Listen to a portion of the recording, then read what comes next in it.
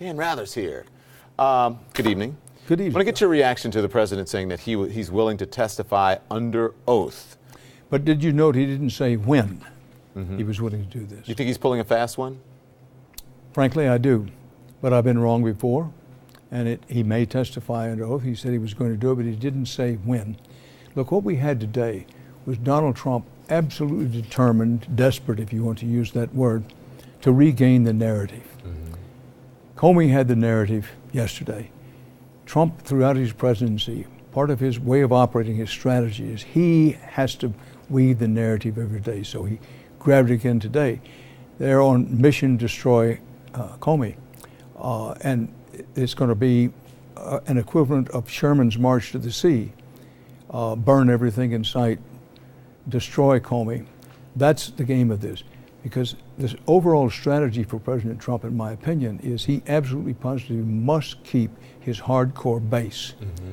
I think we've mentioned it before. Right now he's at somewhere between 35 and 38 approval ratings. He knows if it gets below 30 and stays there for very long, Republicans will turn on him. Well, that's what I want to ask you, because Republicans aren't, I don't see many Republicans, if any, really coming out after yesterday's testimony and supporting the president. The RNC put something out. Paul Ryan said, oh, well, you know, the president just doesn't know. And it's like, what kind of excuse? Yeah, he's still learning or something. He's still learning. That. Well, as they say at home, that old dog won't hunt. Well, why won't Republicans come out, and you think they're concerned? Why aren't they coming out and giving a full-throated defense of the president? Because I think they're afraid of where this may go. They're afraid that he may have indeed have committed some impeachable offense. And also they're hearing from home that a lot of their constituents are increasingly concerned about the Trump presidency. But you know, we don't up to now, we have no profiles in courage among the Republicans. Somebody really speaking out saying Trump is bad for the country and bad for the party. But as long as he's able to hold that 35, 38 poll rating, you may not see that, but I repeat for emphasis, once it gets down below 30%, you'll see some Republicans going the other way. There is this thought, someone said on CNN Air today, and I agree with it. If Donald Trump were a Democrat, Republicans would be screaming for his impeachment already. Now it says something about the Democrats, and I think not all that good about the Democrats, that they're sort of holding back. They're still a little wary of actually coming out and saying, listen, he's committed impeachment quality offenses. One can respect that to a degree, because even though he's president, Trump is entitled to a presumption of innocence on many things.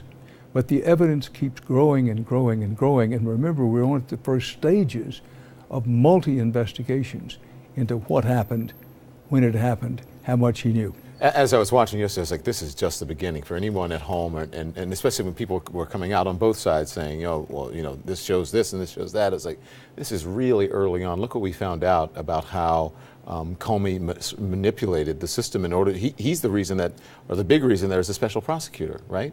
So he said that he knew because he wanted to force a special prosecutor. But as I said last night, and I take credit, I think it's a really good, and I think you agree, yesterday was a political Rorschach test. You remember the old Rorschach block? What do you see here? Exactly. And if you have a political leaning a certain way, you may think that you won. If you're a Trump supporter, you may think that he won. But really, in the end, it's kind of a draw, wasn't it?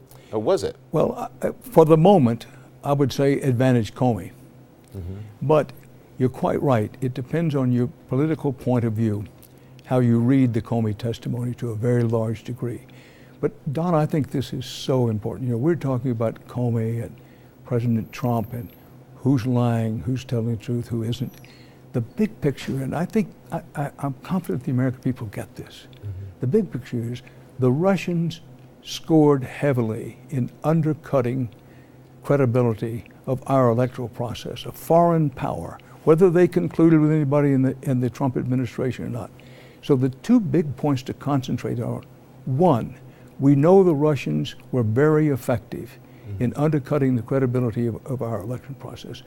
How do they do that, and how do we prevent it from happening another time? Now, the second part of it is, did President Trump or anybody around him collude with the Russians? Because if they did, that'd be a very serious offense, possibly reaching treason. So when we get into these day-by-day things about Comey said this and Trump said that, it's very easy to lose that big picture. Yeah. But, you know, we're dealing here with the very vitals of the nation when you talk about an electoral process.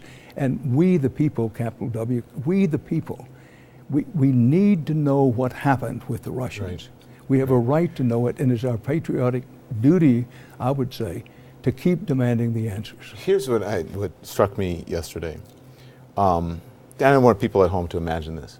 We're sitting here, right? The world can see the cameras are rolling. Now, what if I said, turn the cameras off, turn the lights down, everybody leave, close the door.